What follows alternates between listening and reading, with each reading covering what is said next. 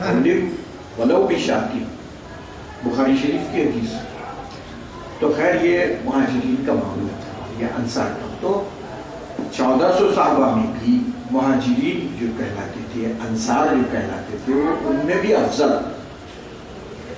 اور مہاجرین اور انصار میں پھر وہ افضل جو بدر میں شریک ہوئی، بدری صحابہ، اہل بدر. اہل بدر کے نام کے وسیلے سے دعا کرے تو دعا قبول ہوتی، اتنے مقبول بارگاہ اہل بدر. بدری صحابی بولے تو بڑی اہمیت ہوتی ہے، بدر میں شریک ہو. سمجھے؟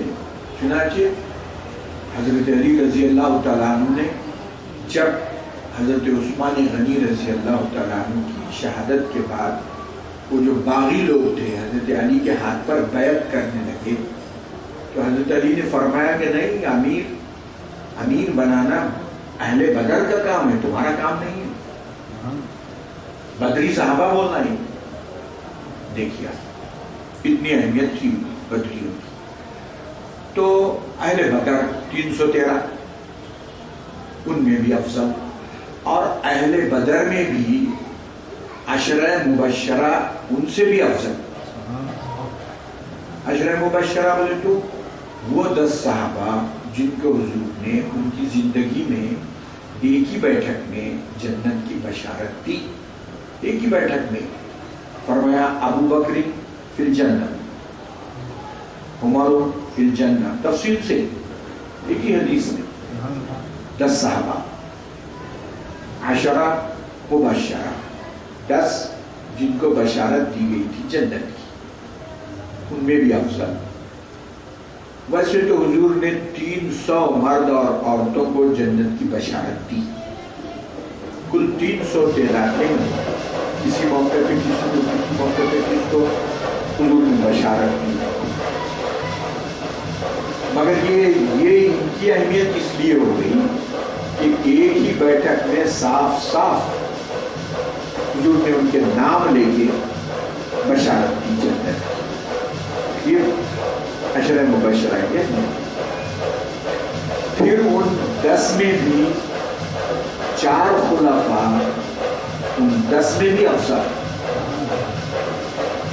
اور ان 4 خلفاء میں سے حضرت ابو بکر سب میں افضل، حضرت عمر اس کے بعد حضرت عثمان، حضرت یہ تک افضلیت کی.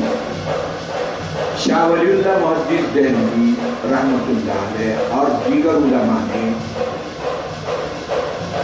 لکھ دیا کہ اگر خلافت کی ترتیب یہ نہ رہتی تو بھی افضلیت کی ترتیب یہی باقی ہے. اگر یہ لوگ خلیفہ نہیں بھی بنتے تو فرمایا کہ ترتیب خلافت اگر یہ نہیں بھی ہوتی تو افضلیت کی ترتیب یہی ہوتی. دیکھیے تو یہ بات جو ہے نا اس لیے کہی جا رہی ہے کہ بہت سارے لوگ کیا بولتے ہیں، بعض لوگ تفصیلی رنگ لیے ہوئے، وہ لوگ کیا بولتے ہیں، نہیں بولے وہ خلافت ایک دنیاوی کام تھا، بولے نعوذ باللہ، بولے وہ حضرت علی ہی پہلے ہیں، روحانی خلافت تو ان کو ہی حاصل تھی. تو نعوذ باللہ من ذالک. اس کے خلاف جو ہے شاہ ولی اللہ محدث دہلوی اور ہماری علماء نے اہل سنت کے عقائد میں اس کو لکھا کہ خلافت کی ترتیب کی وجہ سے فضیلت نہیں ہے، یہ فضیلت ایمانی اور روحانی حیثیت سے.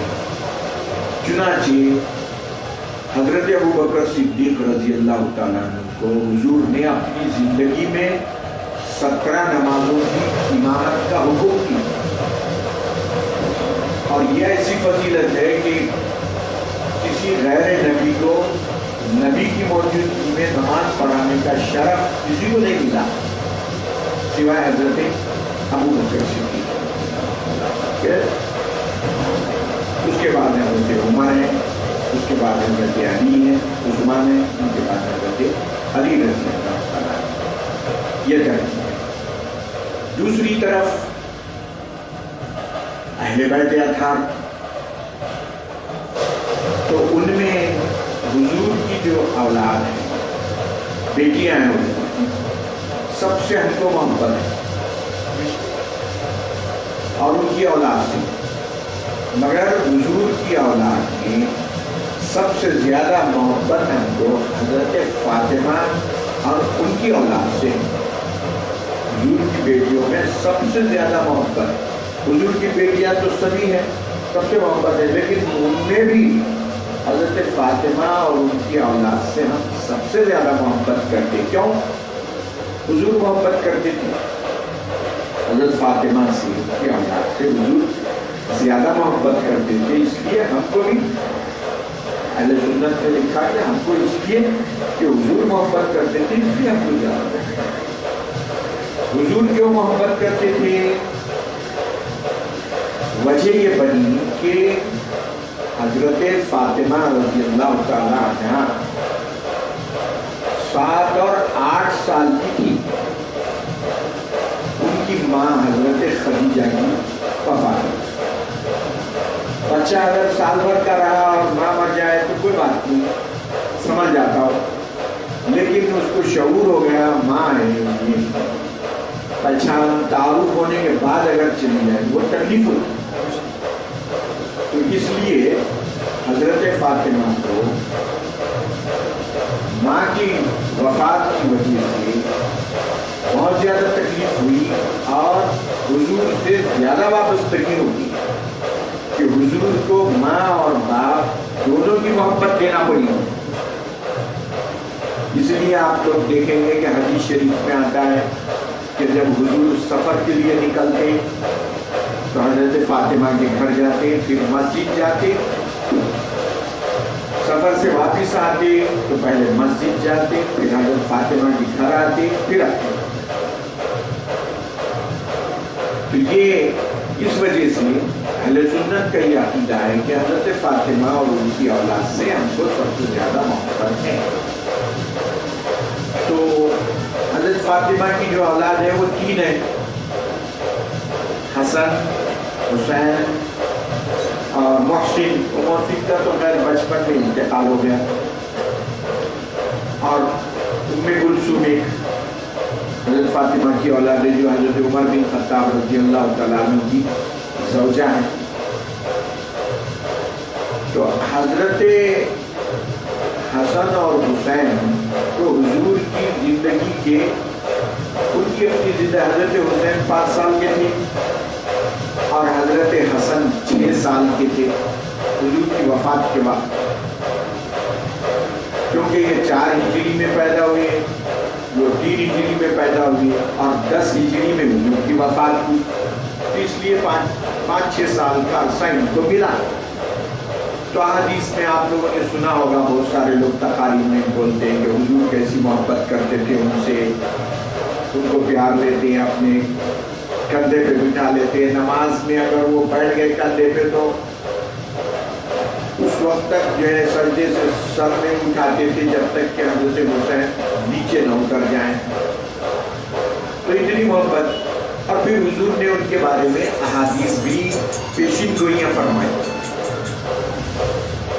کہ حضرت حسن کے بارے میں فرمایا کہ یہ میرا بیٹا مسلمانوں کی، الفاظ دیکھیے، مسلمانوں کی 2 جماعتوں میں صلح کرائے، مسلمانوں میں، الفاظ دیکھیے حدیث کے، یہ میرا بیٹا۔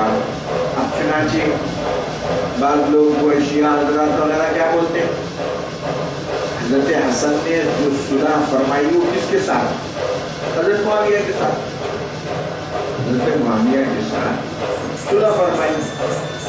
تو حضور نے کیا فرمایا؟ حضرت معاویہ اور ان کی جماعت کو یہ جو شیعہ حضرات ہیں یہ سب کافر بولتے ہیں، اور بات ہماری بھی جو غلو پسند ہے، حضور نے فرمایا کہ یہ میرا بیٹا مسلمانوں کی 2 جماعتوں میں صلح کرائے، مسلمانوں کی جماعت قرار کیا حضور نے، علی رضی اللہ تعالیٰ عنہ سے پوچھا گیا کہ یہ جو حضرت معاویہ جماعت ہے ان کے بارے میں کیا موقف ہے؟ تو فرمایا اخواننا بغوا علینا، ہمارے ہی بھائی ہیں، بغاوت کی ہمارے۔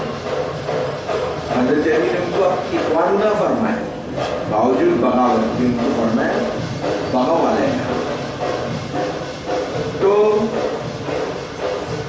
حضرت حسین اور حسن کے بارے میں حضور کی پیشی ہوئی، چنانچہ حضرت حسین کے بارے میں حضور نے ارشاد فرمایا حدیثوں میں ہے کہ یہ میرا بیٹا ہے، اس کو مسلمانوں کی جماعت قتل کری۔ مٹی بتائی گئی، کربلا کی مٹی حضرت جبریل نے حضور کو بتائی۔ تو یہ ایسی پیشین گوئیاں حضرت حسین کے بارے میں ہیں، حضرت حسن کے بارے میں ہیں۔ تو یہ ہے افضلیت کا اور ہمارے عقائد ہے۔ اب رہا واقع کربلا،